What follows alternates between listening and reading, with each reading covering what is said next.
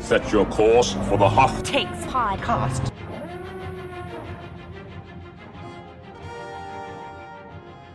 Welcome to Hoth Takes. I'm Eric Geller. And I'm Grace Seegers. And unfortunately, Haley Birdwilt could not be with us for this episode, but we're going to power through.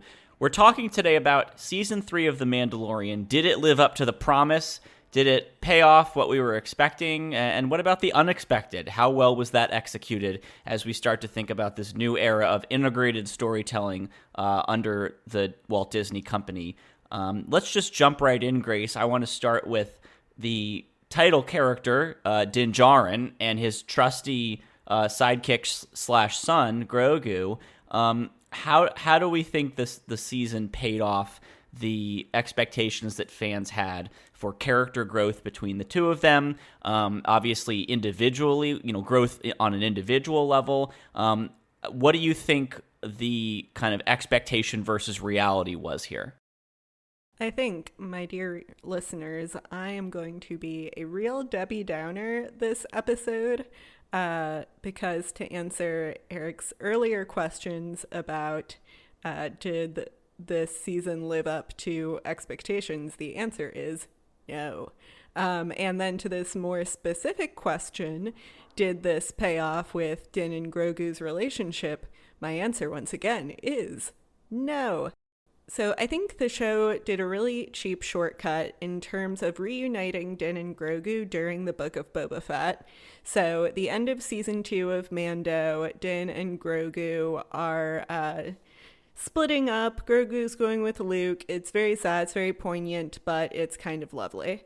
Then in the middle of Book of Boba Fett, they get back together. Grogu leaves his Jedi training. So you start with season 3. If you hadn't watched Book of Boba Fett, you would just be like, why are they together all of a sudden? Is Grogu just on like Jedi summer camp and he's allowed to visit his dad now? It's just, I think they took away the emotional punch of the end of season 2, and they didn't even have the courage to sit with it for a couple episodes of The Mandalorian. They resolved it off screen in a totally other show. So that really left a poor taste in my mouth, I have to admit. I didn't think that their bond hit as strongly in this season, partly because their mission, Mando's mission of getting him to the Jedi, was no longer there. Like, got him to the Jedi, now he's back.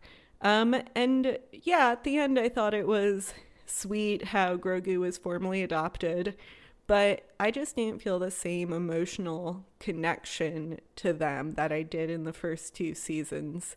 And I really think a lot of that stems from what I see as the really big mistake of resolving this off screen.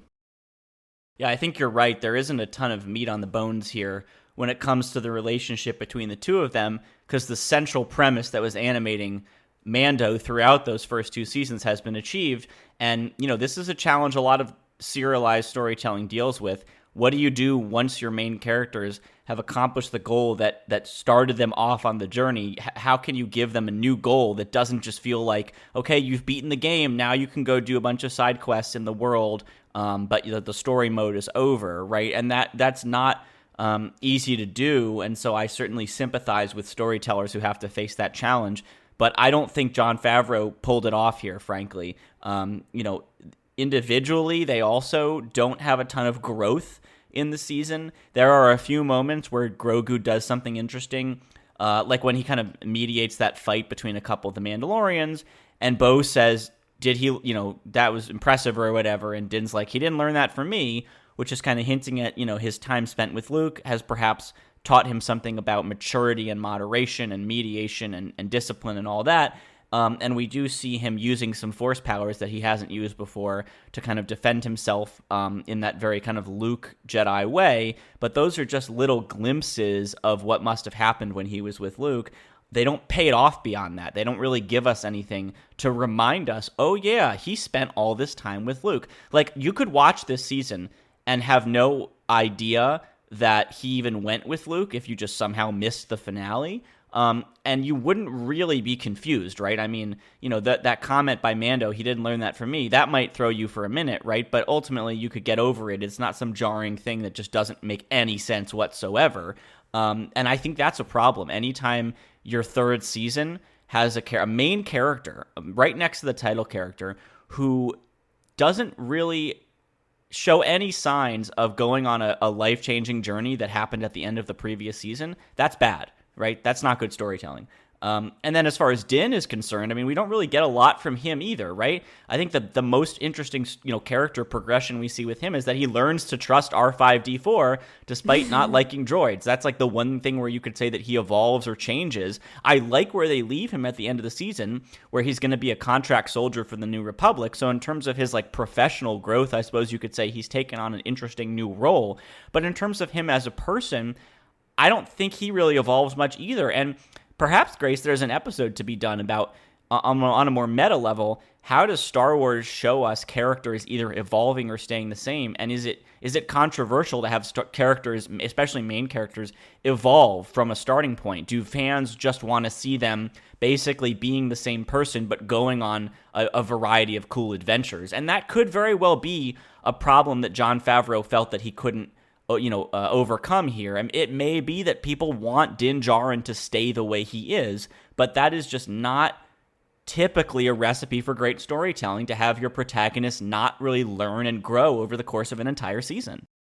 Yeah, I mean, it's just, I found Din boring most of this season.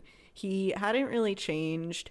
And what's more, some of his character development from last season, season 2, where A, he learned to let go of Grogu, and B, he removed his helmet for Grogu, and they had this really touching moment that was undercut, first of all, by him getting Grogu back, and then by him, quote-unquote, redeeming himself in the waters of Mandalore. And I understand for story purposes why they did that, but it just kind of came across as, okay, now you're refreshed, you're renewed, you're restored, and whoever you became before you took your helmet off is totally gone now. You're starting fresh again. And that's kind of what this whole season felt like to me. Kind of like they hit a reset button with Din and Grogu, only this time they didn't have the overarching mission of finding the Jedi to connect it. So it just felt very disjointed to me, and I felt like I didn't have many reasons to care about the two of them, although Grogu's heckin' cute as always.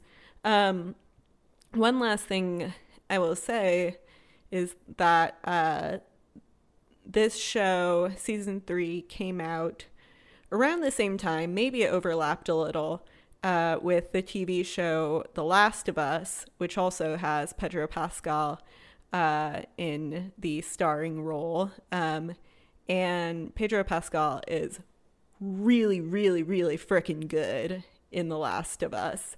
And comparing that performance to his performance in Mando, where, I mean, it's basically just a voiceover role, but he seemed bored to me. And I don't know if that was actually the case, but it's just, he had a lot less to work with. And I think you can really tell that. Yeah, it's always going to be tough to bring as much to a role where we can't see your face. And he has been praised for occasionally injecting some emotion into a scene where you wouldn't expect it without his face, and he's able to do it. And so I want to give him credit for occasionally making that work. But in general, it's an uphill battle, and it's one he didn't have to deal with on The Last of Us. And, you know, of course, that benefited from the full range of his talents. And by its own design, The Mandalorian is sapping him of some of those talents, or some of the ability to display those talents. So that is absolutely a challenge that pervades all this. And I like your point about, you know, a reset. I think it's true that season 2 finale was supposed to feel like him discarding a tradition in favor of what's real and immediate and in front of him. And then in season 3, he basically says, actually discarding that tradition was a mistake. I crave that tradition. The whole first half of the season was, what can I do to restore that tradition, or, my compliance with it? And so I think that was tonally just a very weird thing. I will say, I think one of the bright spots thematically of the season is that we get to see more of Din with Bo-Katan, whose increased prominence in the season is just a boon to the season overall. Grace, we see a lot with her sort of discussing with Din what happened on Mandalore with the Purge, what was her role. We see her joining the Children of the Watch, coming together with essentially a new tribe. And then, of course, we see her stepping into the leadership role, uniting the Mandalorians to take back their planet. How well do you think that worked? Well, if it works at all, and I'm not totally sure that does, although I'm not totally sure that doesn't, in large part that is because of Katie Sackhoff, who is a nerd goddess, an excellent actress, and just really bringing a lot of strength to the role of Bo-Katan, a lot of depth. Fans of the Clone Wars and Rebels kind of know Bo-Katan as someone who kind of messes up and fails a lot as she is trying and failing to grasp power and either gain or maintain control of Mandalore. So to see, even though she's supposed to be playing like a 60-year-old and Katie Sackhoff is in her early 40s and looking mighty fine, she really brought some depth and nuance to that role, and you could see, even if you hadn't watched Clone Wars or Rebels, how her past failures weighed on her. And I think she just did really well in the role and had a really nice progression over the season, kind of a like believing in herself as a uniter, which again is kind of funny for those of us that have watched Clone Wars and Rebels and seen her fail as a uniter multiple times. But hey, maybe this time is the time it'll really take. You never know. But I was most impressed, I would say, by Katie Sackhoff's performance, which, by the way, as an addendum, they did not hide her face for most of it. She got to take her helmet off, which was pretty nice. And yeah, I thought she overall worked, and she was always my favorite part of any episode that was Din and Grogu focused. I would say she had a better arc than anyone else in the season, for sure. Yeah. It was almost her season in a sense, and I know that it's controversial, especially here with season 3, for the story to focus so much on people other than the title character. But to be honest, and we'll get to this a little bit when we talk about the New Republic, I really don't mind if they're just using this show as a vehicle to tell interesting stories about other people, including Bo-Katan. It might raise some questions about, like, when we create a TV show, how do we decide what our focus is? But if this is what they're going to do, and they do it well with people like Bo-Katan, I'm here for it to some degree, right? I mean, I like the trajectory that she went on in season 3. She wasn't, and she is a Mandalorian. Like, to be fair, the Mandalorian title would still be accurate for her. That's right. And I think it was Jon Favreau who even said semi-recently the show could potentially evolve to the point where it's not about Din Djarin as the title Mandalorian, but it's about the culture and the struggles that they face as they rebuild their world. And, at this point, I'm down for that, right? If we get more Bo-Katan, if we see her having to deal with the politics of rebuilding a society, there are continuing schisms within the communities, that could be interesting, right? I don't want to prejudge that.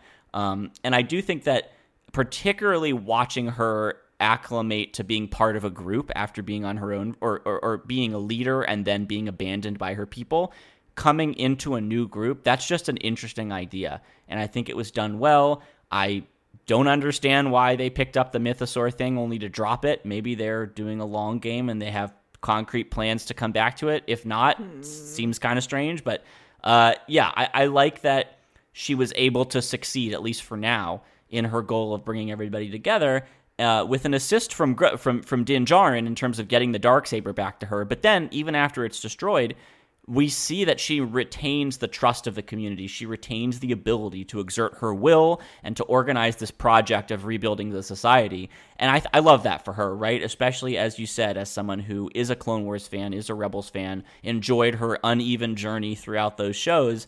This show honors her really well, and that's not easy to do when you have to serve so many characters. So I was happy to see it, and just, you know, that conversation that she has with Din about being haunted by her failure on Mandalore, where she was basically betrayed by the Empire after her surrender. That's just great stuff. Like, that's just really good way to do exposition, but keeping it really linked very closely to the emotional state of the character. I think it was well handled. Yeah. One thing I will say, we do not talk about real world politics on this here podcast. We just talk about Star Wars politics, as it should be. But there are some ways in which real world politics have absolutely rotted my brain.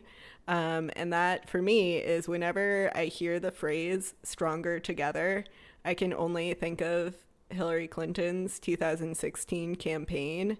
So when Bo-Katan was like, "Mandalorians are stronger together," my incurable politics brain just had to kick in and envision a world where, or an analogy where Bo-Katan is the Hillary Clinton of Mandalore, which is just in itself kind of a funny comparison.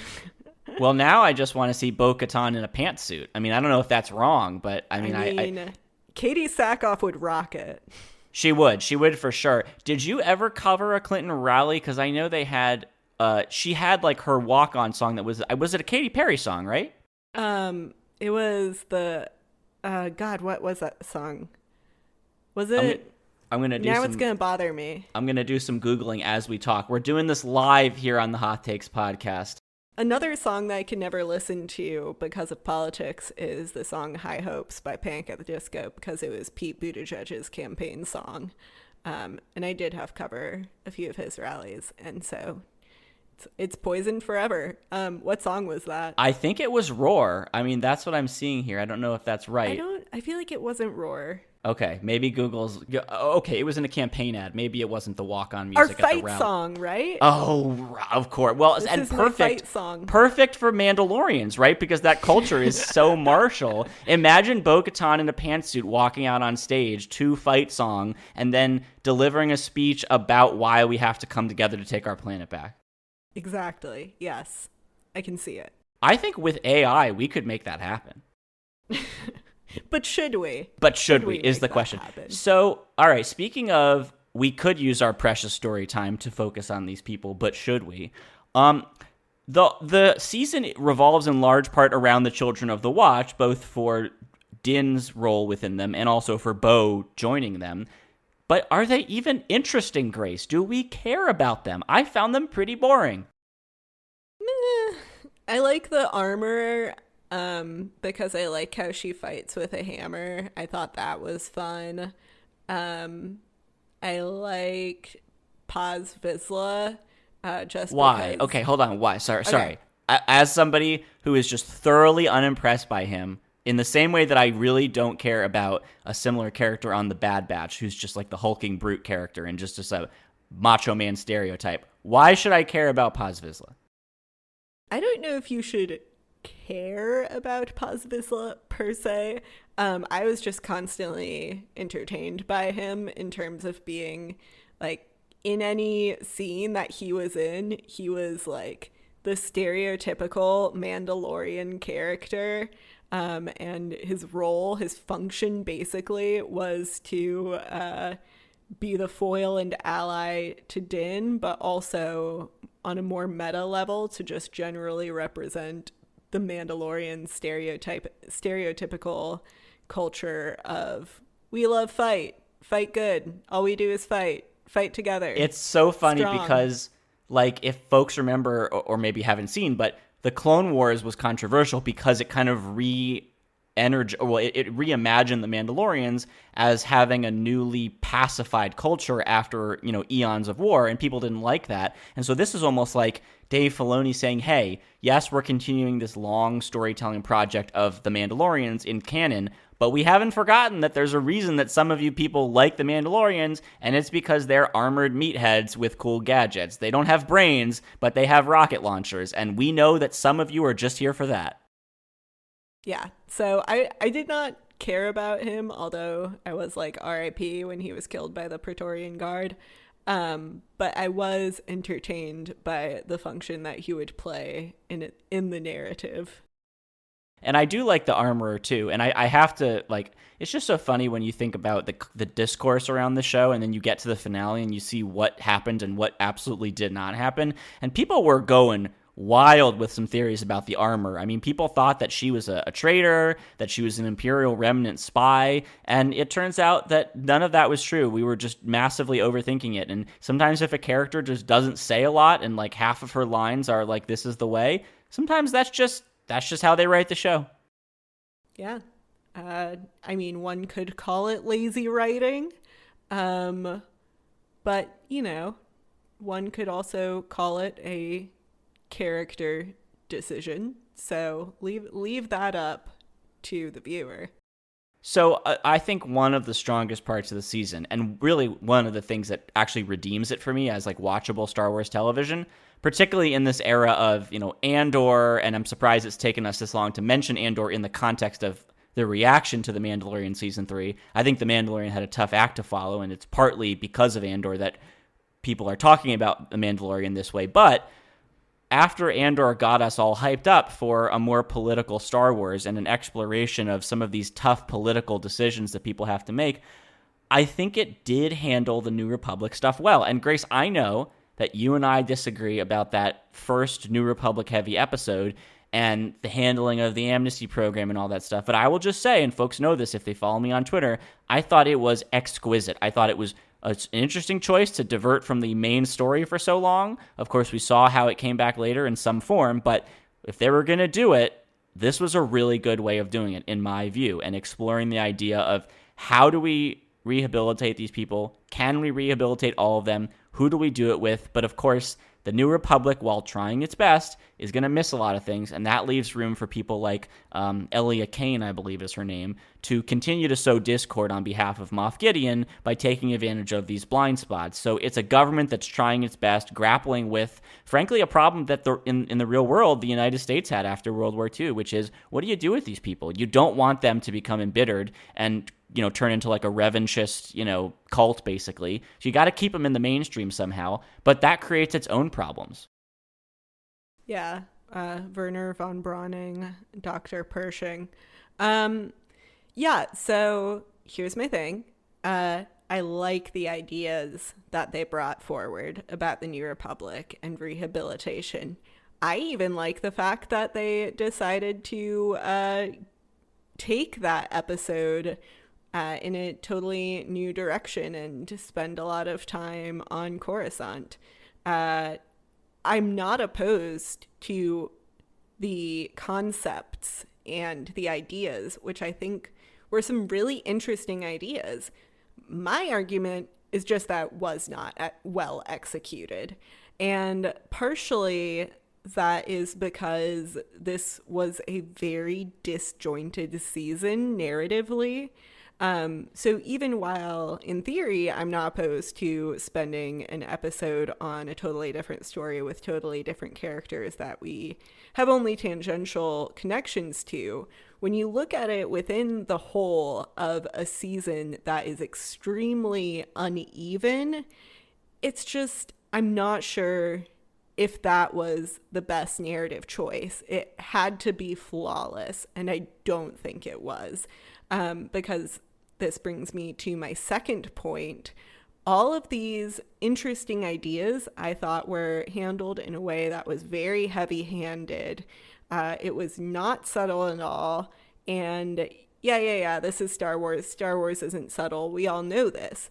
But the thing is, this was trying to pull off some very subtle politics, some very nuanced ideas. And if you're going to do that, you need to bring your A game in terms of story construction, in terms of dialogue, in terms of character development. And everything to me, the dialogue was just very clunky to me. All of the characters felt like archetypes. Just the interesting ideas that it presented, and they were really interesting. It just wasn't handled as deftly as I wanted it. And especially when you're looking at this compared to Andor, and this, I don't think it's fair to compare season 3 of Mando to Andor generally, but this episode is, because it's very clearly trying to be political. And when you look at how Andor handles difficult political themes versus how this episode does, I mean, they're not even in the same game, much less the same ballpark.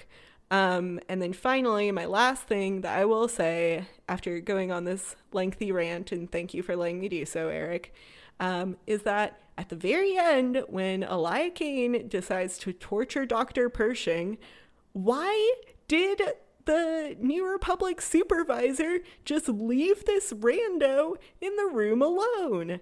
And to me, that was indicative of all of the problems of that episode, which is just that the writing was not strong and there was no good reason for the New Republic commander to do that, except that the plot needed it.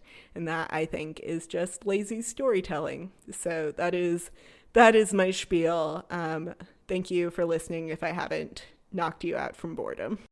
Well, it's a good spiel. I think that particular moment falls into a gray area where you could justify it by saying these people are just too trusting, and they want Elia Kane to be a reformed, productive, as we learn later, staff assistant to a New Republic officer. They want to believe that they've succeeded with her, and so they let their guard down. Is that the best justification for a decision that seems like it shouldn't have been made by that person? That you could maybe say it's out of character for someone in that position of authority, and that it just had to happen for the story?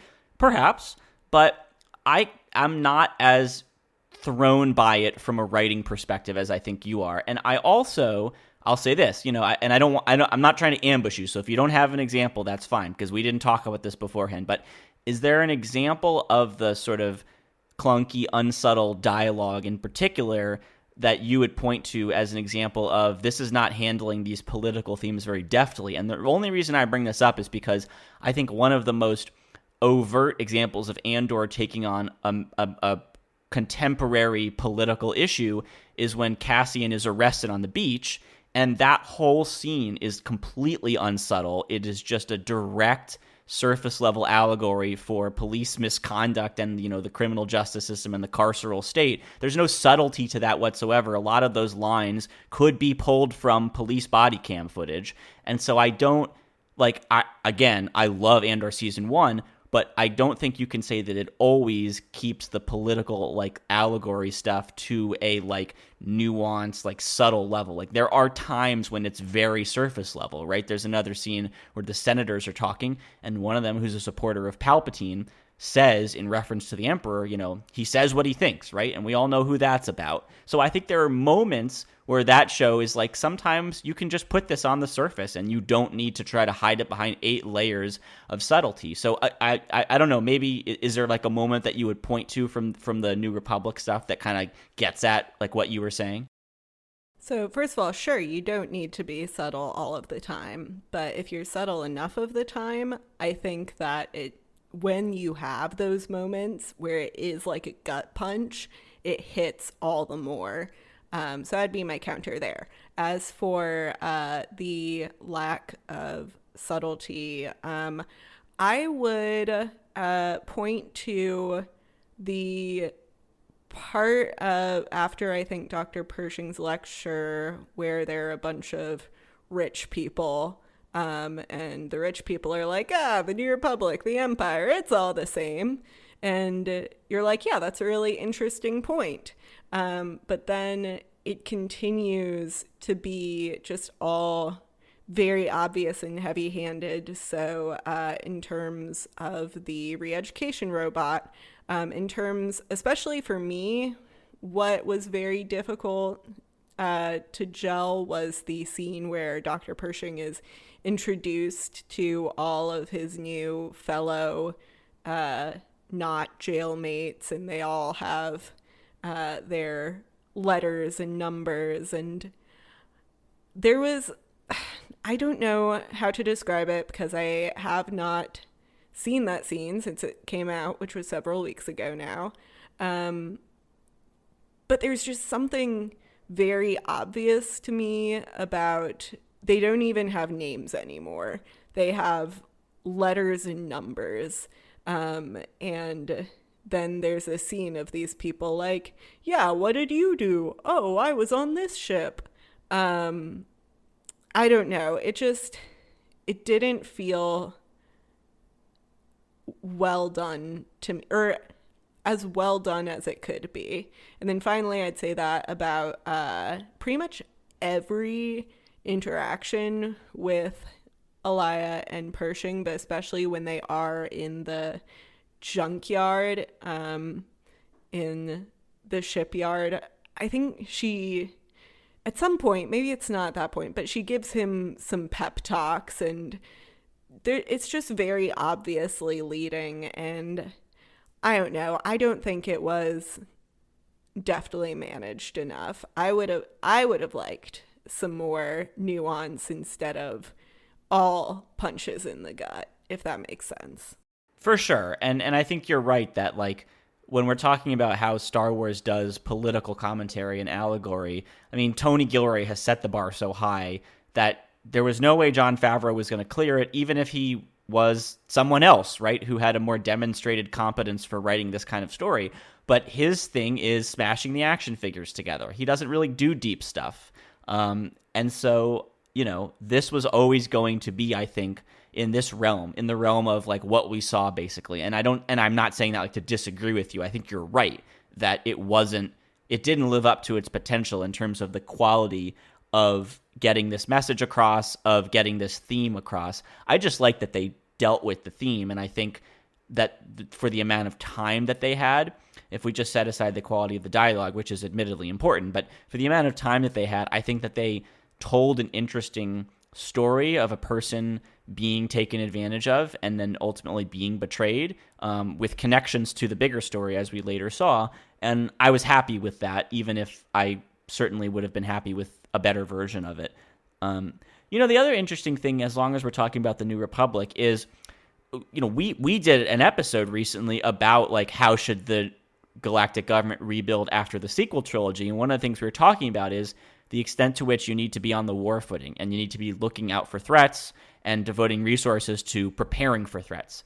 And I like that we see in this season, through the eyes of Captain Carson Teva, the fact that the New Republic is already starting to get a little bit lazy isn't the right word, but they're too comfortable. Complacent, that's exactly it. And, you know, you've got that scene where he goes and talks to Elia Kane's boss and is like, can we get some resources out there to free Navarro from the pirates? I think there might be an Imperial connection there. I don't think we ever really figured out what that was, but he thinks that the Empire was involved there somehow because Gideon used to be there. And the guy's like, I'm sorry, we just don't have the resources. They're not a member of the New Republic. There's not much we can do there. Now, as I said on Twitter, I think he makes a reasonable point that if you have to allocate your resources, your top priority isn't going to be a planet that doesn't even want to participate in your government. And I think that bolsters my case a little bit for having a strong galactic government. But I digress.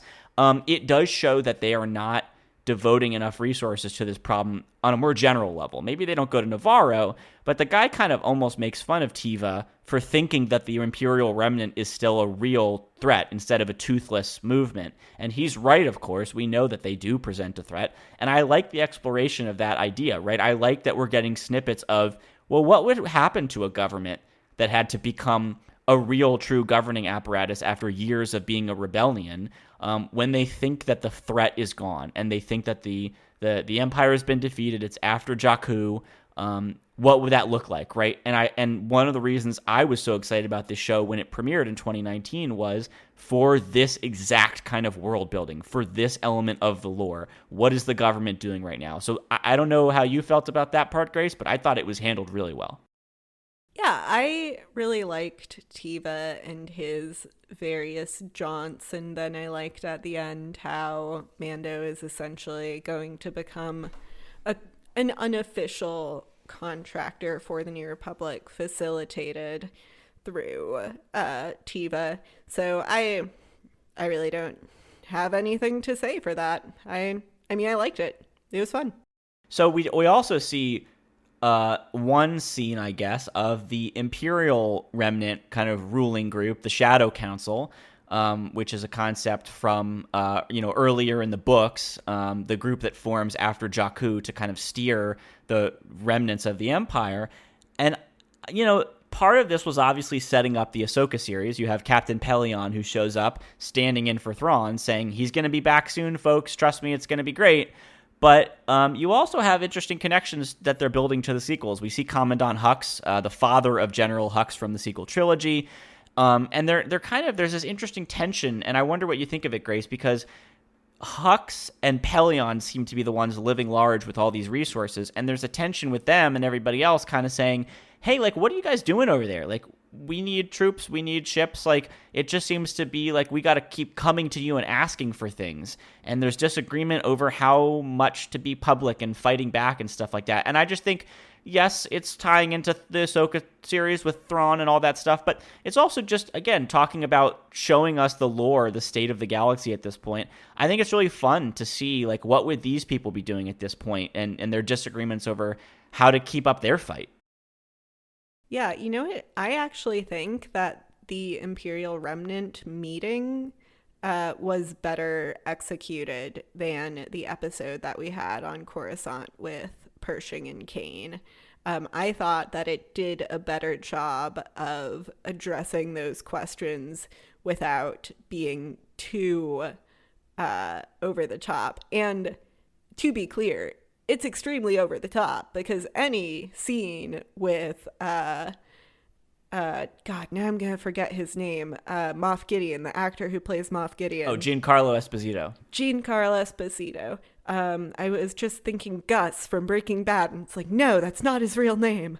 So any scene with Giancarlo Esposito just absolutely chewing up the scenery with giant bites and glee in his eyes is going to be over the top, because that's who the character is. That is how he is playing him.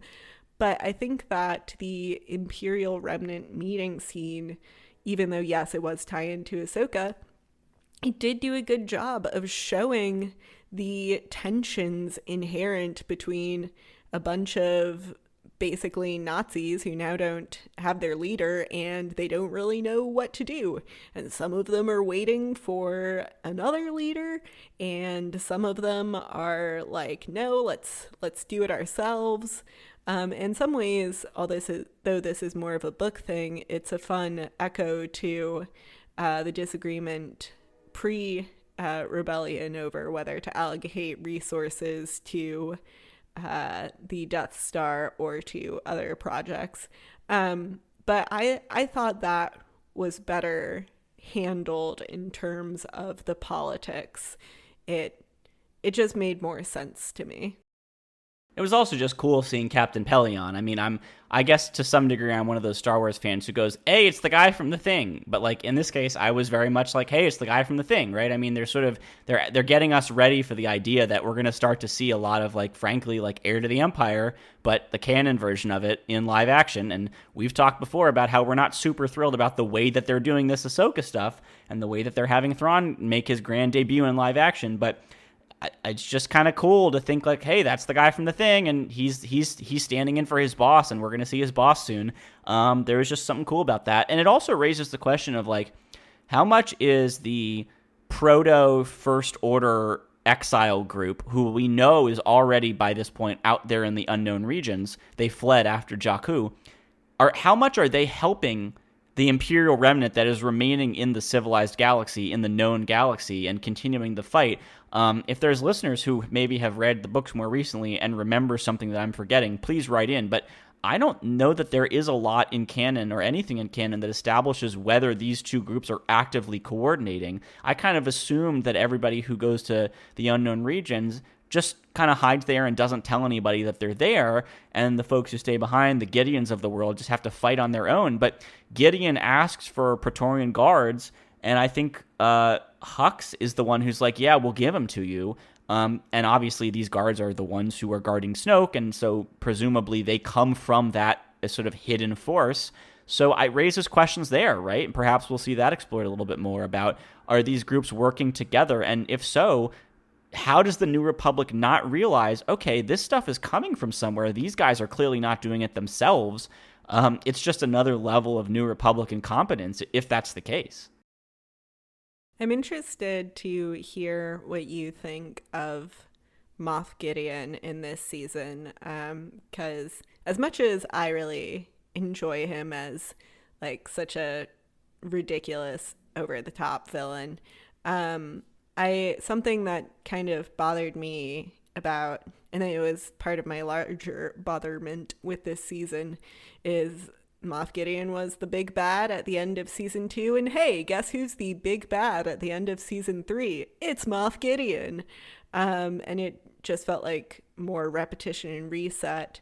But I'm really interested to hear how you felt about his character and sort of what he represented here. I mean, so I think it's interesting that he was making Force, like trying to make clones of himself that could use the Force. You know, people have talked about this idea that, like, unlike other Star Wars villains, he doesn't just want to destroy his enemies. He wants to co-opt them. He wants to take their strengths and make them his strengths. That's an interesting idea. This did bring kind of full circle the cloning Grogu, you know, vats of like clone people, you know, storyline that originated in, I guess, season 1, and we figured out, okay, this was just a pet project for him, not some thing connected to the Snoke Palpatine, you know, somehow Palpatine has returned storyline. So, okay, I mean, that's an interesting, I don't know that I'd call it a twist, but it's an interesting swerve of this was just a vanity thing for him. And I think if we're going to do the Mandalore thing, and if he was the one who defeated Bo-Katan and took control of Mandalore, at least for a little while, and took the Darksaber from her, then, you know, if we're going to do a Mandalore thing, I guess you got to have him come back and have some, that's got to be a poetic justice type thing of beating the person who exiled her in the first place. And so that, I guess, was kind of unavoidable given where this whole season was going. I think you're right in the sense that it doesn't feel like the show is really progressing if the villain is the same one, but he's been the villain in a sense from the beginning. And if you look at it as almost a Marvel type thing of, we do our storytelling in chunks, and this was kind of the like Grogu and Mandalorians versus Gideon chunk of the Mandalorian TV show, then I don't hate it so much, right? I mean, he was there through all 3 seasons. Maybe this is like, okay, we've done our thing with him and now we're done. Although I'll point out, we didn't see a body. We don't know that he's dead for sure. Darth Maul survived worse. So that would be my response, right? Is that I understand what you're saying, and I think on one level you can see this as kind of a creative failure to not give the season a better and newer villain.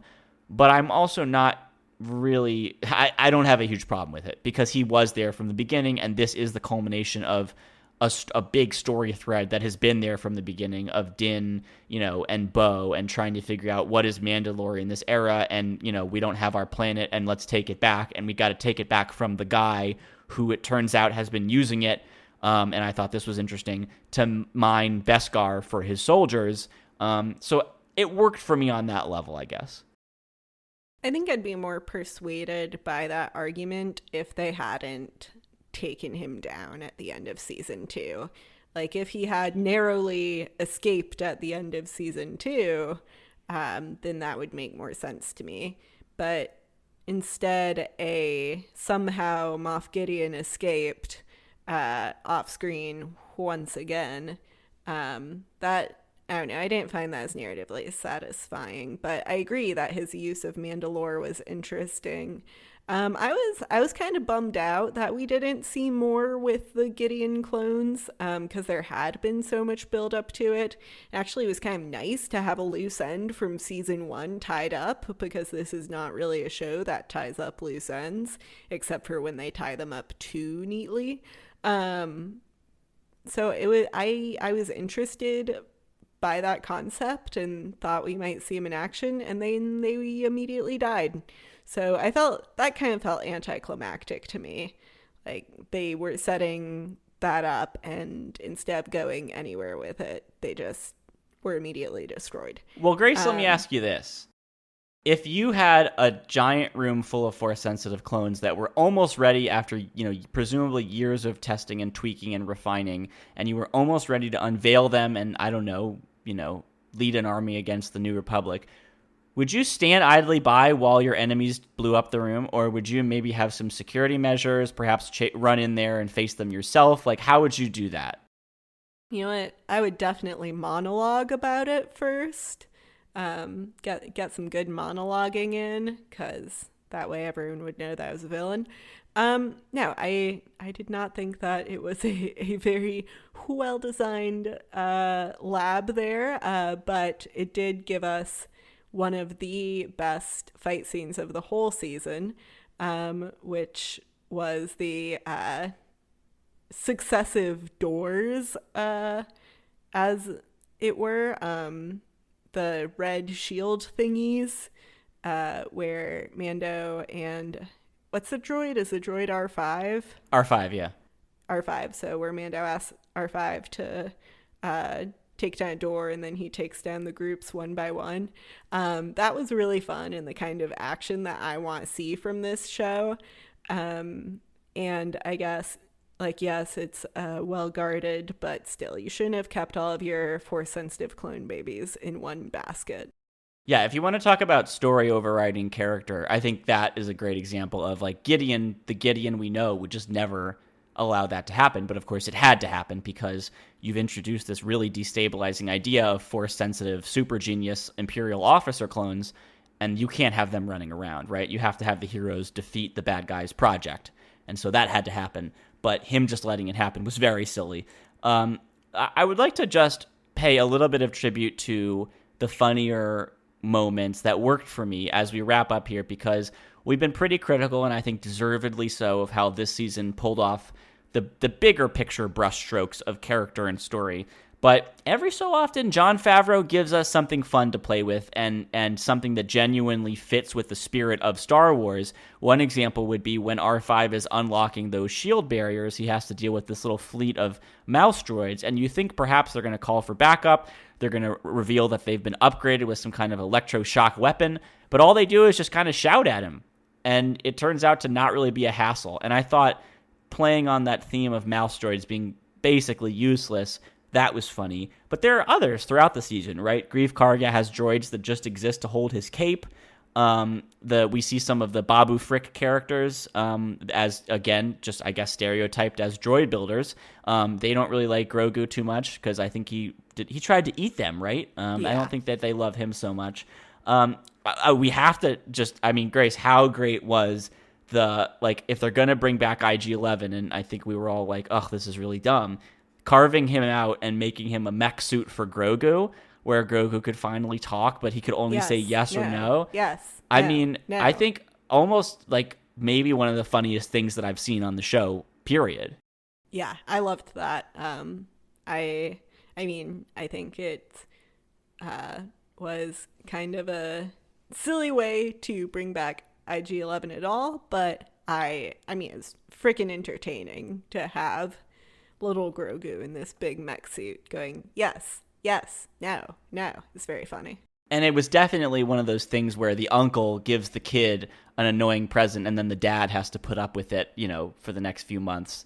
And the uncle isn't around to have to deal with it. But you just know that Din is like, I would just love to destroy that thing again if I could. I also have a pretty hot Hoth take, which is that the episode that a lot of people did not like was perhaps one of my favorite episodes this season.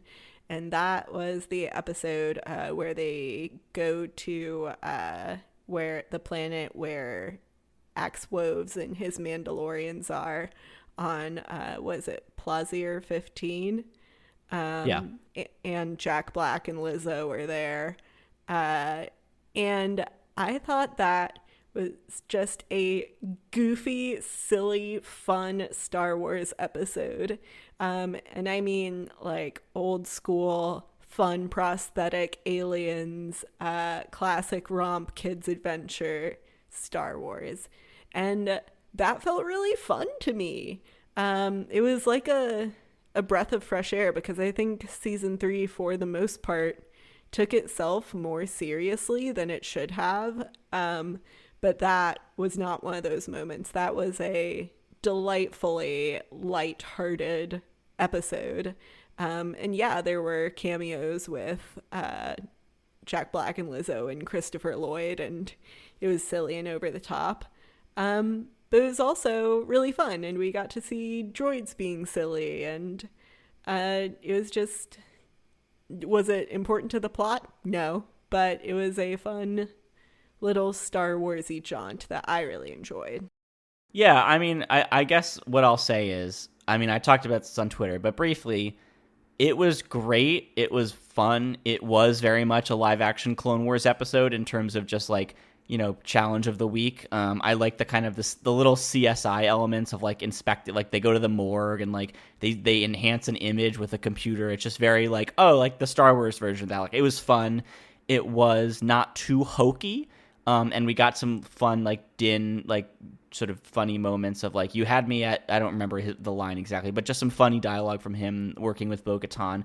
So it was great, with the exception of Jack Black and Lizzo, who I think were just atrocious stunt casting. But my real problem is it's just not a good use of time on the show. It just, you can't do that with an 8 episode. On Clone Wars, you can do that, right? You can have a 3 episodes set on a weird planet where the only characters are droids. We all remember that story arc from Clone Wars. That's something that even then I was like, this is a weird use of time because it was a whole arc. But you could do 1 episode of that in Clone Wars and nobody's going to bat an eye. You can't do that with 8. I'm sorry, Dave. I'm sorry, John. You can't do that with 8 episodes. And yet they did. And yet they don't listen to me, Grace. Why don't they? Then nobody listens to me. Yeah, no, it would have been great on a show where that was the whole bag, but no. Not on Mandalorian. Just doesn't work for me. But that's me. And I know a lot of people liked it. And like I said, the actual story content was great. It's not a good use of time, in my opinion, on this show. Eric continuing to beat the drum of use your time wisely. And once again, they fail to listen. Nobody listens to me, Grace. I think that's, if we could sum up the problems with Star Wars in one bullet point, it's that nobody listens to me. I mean, yes, except counterpoint. They should actually be listening to me when we disagree and I'm correct and you're not. Okay. I guess I see your point. I would just say slight nuance is actually they should listen to me. Sure. Let's fight for it. All right, while we duke it out, we're going to wrap up this episode of Hoth Takes, and thank you so much for listening, folks. If you want to share your thoughts about who's right, me or Grace, or perhaps you want to suggest topics for future episodes of Hoth Takes, you can email us at hothtakes@gmail.com, or you can find us on Twitter. We are Hoth Takes on Twitter. I'm Eric Geller on Twitter. Grace is Grace_Seekers, and Haley is Birdinator. Speaking of Haley, she made our wonderful logo and banner art. I edited this episode, and I also put together our music. And as always, we want to remind you for legal purposes that all Star Wars music, themes, sound effects are the intellectual property of Lucasfilm. You can find a complete archive of past episodes on our website. That's hothtakes.wordpress.com. And if you like the show, share it with a friend. You can find Hoth Takes on all the major podcasting platforms, including Apple Podcasts, Google Podcasts, Spotify, and Stitcher. All right, we'll see you next time. May the Force be with you.